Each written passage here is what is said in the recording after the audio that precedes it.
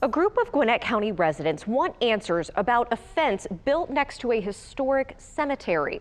The group protested outside of the courthouse today, accusing an assistant district attorney of improperly selling the church property. Atlanta News First reporter Adam Murphy is live at the Life Point United Pentecostal Church on Dogwood Road to explain the latest on this. Adam. Hi there, Carly. The church says this fence right here was built for privacy, but tonight there are new questions about whether burial sites were disturbed when this fence was built.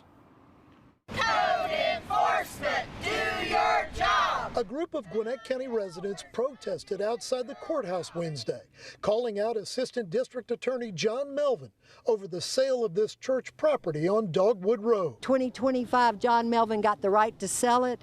There is no way that that man had any claim to our family cemetery that we've taken care of since 1833. Melvin told Atlanta News First that he sold the property to Life Point United Pentecostal Church, which later had a privacy fence built between the church and the historic cemetery. Protesters said ground-penetrating radar equipment shows at least 2 unmarked grave sites directly underneath the fence. One is right through the skull of one of our ancestors. This is a federal offense, but nobody wants to take accountability. The pastor previously told Atlanta News First the fence was built because some parishioners didn't like looking at the cemetery.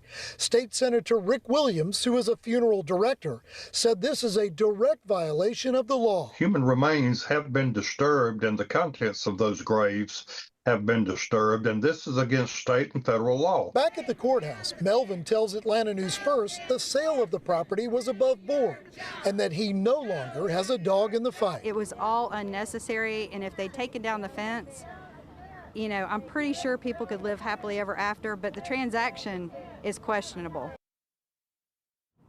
And back out here live at the cemetery, you can see how close that fence is. Some of these graves, Senator Williams said some of them have been disturbed, and he is contacting the Attorney General's office as well as the governor's office, demanding immediate action be taken. We'll follow this developing story. Live in Gwinnett County on Dogwood Road, Adam Murphy, Atlanta News First.